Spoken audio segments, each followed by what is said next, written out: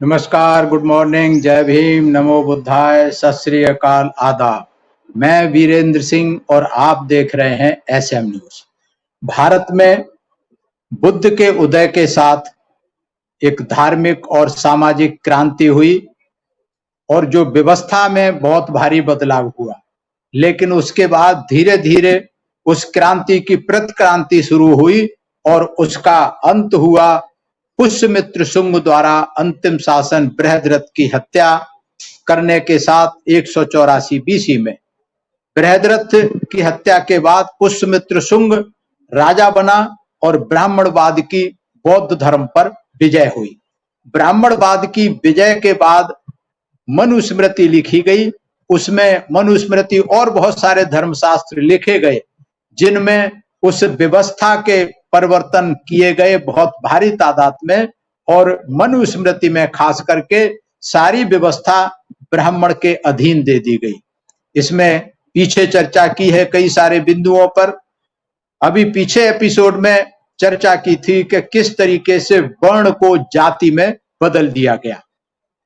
इसके लिए एक लंबी प्रक्रिया रही कि वर्ण को पहले तो वर्ण का निर्धारण एक कमेटी करती थी जिसमें एक मनु होता था, सप्तऋषि होते थे और वो कमेटी निर्धारण करती थी किसको कौन से वर्ण में जाना है, और उसकी अवधि 4 साल थी।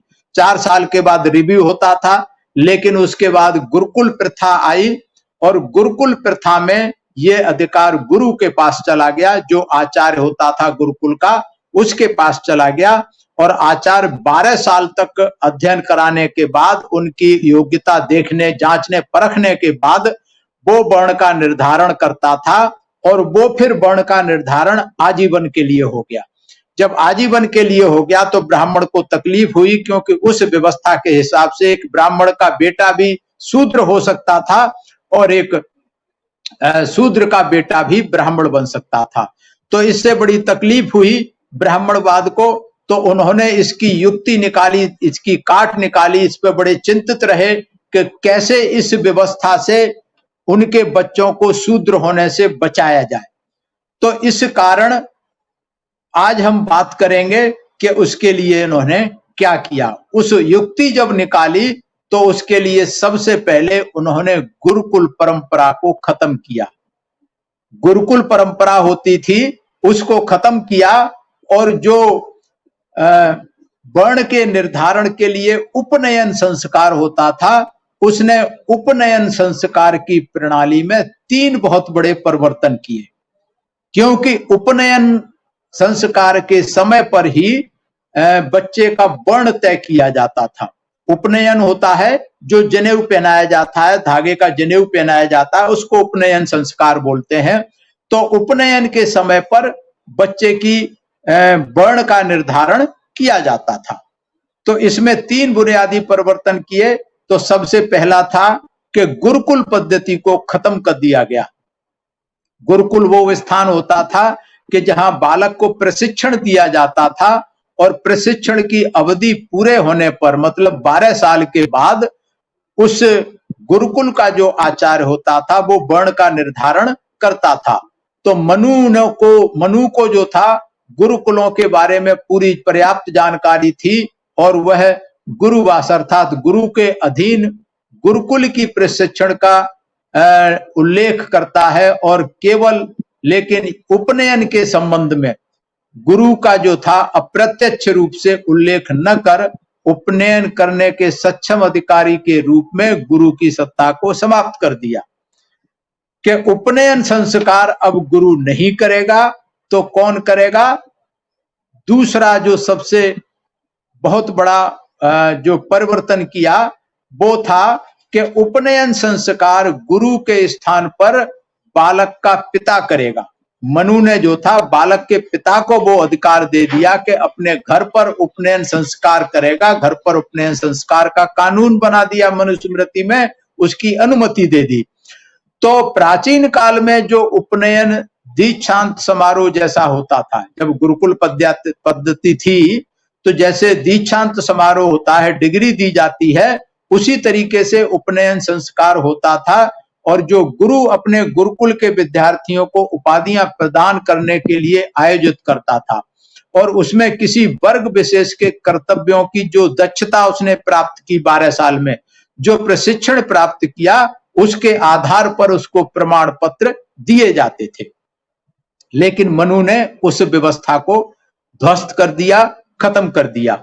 और मनु के नियमों का जो था, उपनयन का अर्थ जो था, इसमें सबसे अधिक महत्वपूर्ण था कि उस संस्था का प्रयोजन बदल दिया। जो गुरुकुल संस्था होती थी उसका काम था प्रशिक्षण देना, प्रशिक्षण के बाद वर्ण तय करना। उन्होंने उसके अस्तित्व को ही समाप्त कर दिया। उनका जो प्रयोजन था, जो मतलब था, उसको ही उन्होंने ध्वस्त कर दिया, खत्म कर दिया। और तीसरा जो सबसे महत्वपूर्ण परिवर्तन हुआ, वो हुआ उपनयन के साथ प्रशिक्षण का संबंध पूरी तरह खत्म कर दिया, उलट दिया। कि पहले जो उपनयन होता था, वर्ण का निर्धारण होता था, वो प्रशिक्षण के आधार पर होता था। 12 साल तक प्रशिक्षण दिया जाता था, उसकी योग्यता को तय किया जाता था, उनके मानसिक स्तर को जांचा परखा जाता था गुरु के द्वारा। उसके बाद सब चीजें जांचने परखने के बाद जो था दिया जाता था। लेकिन मनु ने यह निर्देश दिया कि बालक को प्रशिक्षण के लिए गुरु के पास तो भेजा जाए, लेकिन उस उपनयन के बाद पहले उपनयन संस्कार करेगा और घर पे बच्चे का पिता उपनयन संस्कार करेगा। इसका मतलब उसके वर्ण का निर्धारण उसका पिता करेगा, गुरु नहीं करेगा। तो उपनयन का जो संस्कार है, ये जो था पिता के हाथ में चला गया। और उपनयन के मामले में ब्राह्मणवाद ने जो मुख्य परिवर्तन किए वह था उपनयन कराने का अधिकार गुरु से लेकर पिता को दे दिया। पिता के, चूंकि पिता को अपने पुत्र का उपनयन का अधिकार था, इसलिए वह अपने बालक को अपना वर्ण देने लगा।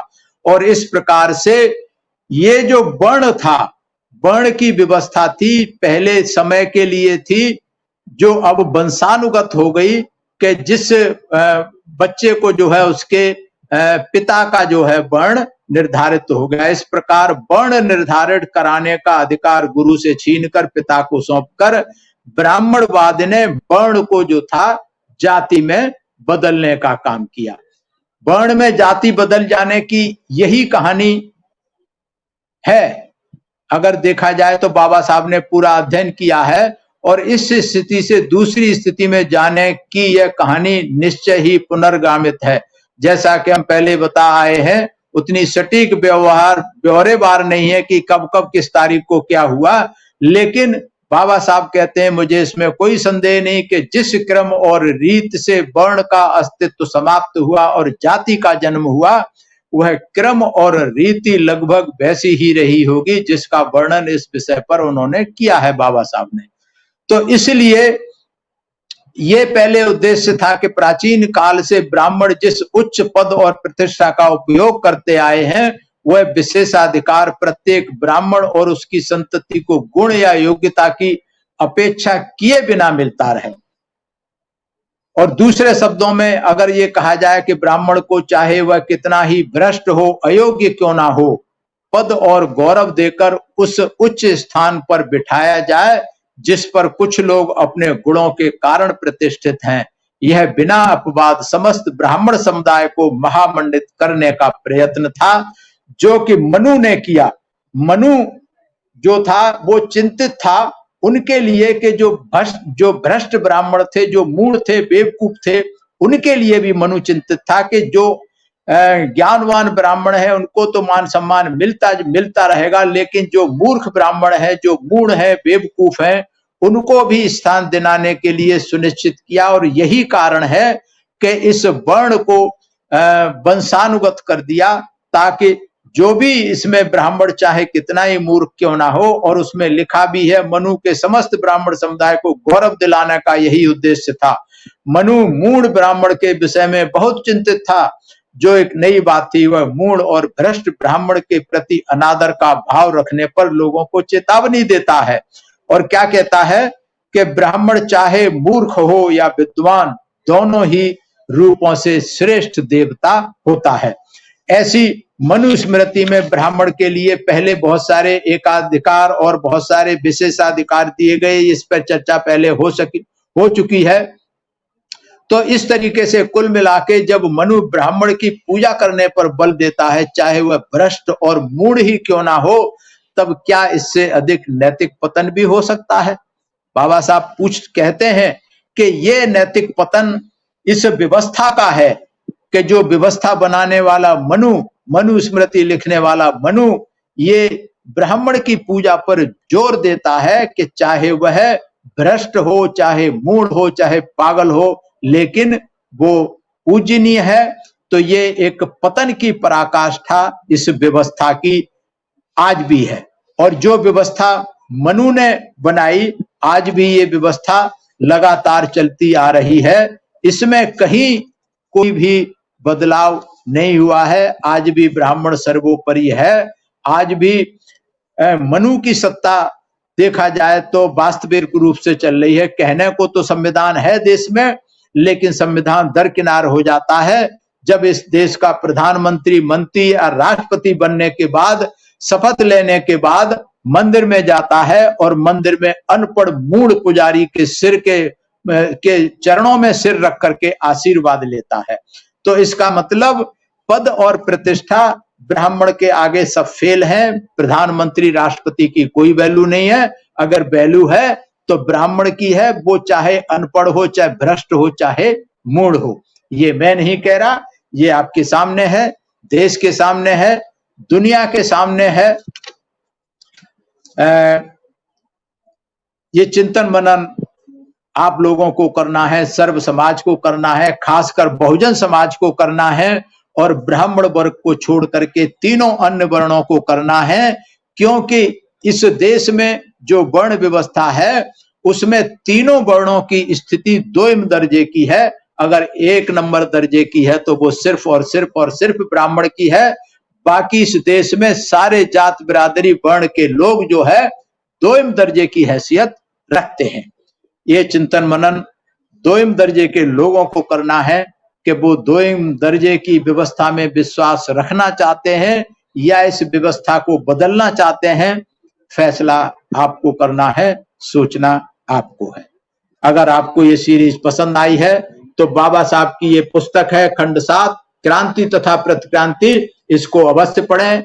विस्तार से जानने के लिए मैंने मुख्य बातें आपको बताई हैं, क्रांति प्रतिक्रांति के बारे में, बुद्ध धर्म के उत्थान और पतन के बारे में। आज बस इतना ही।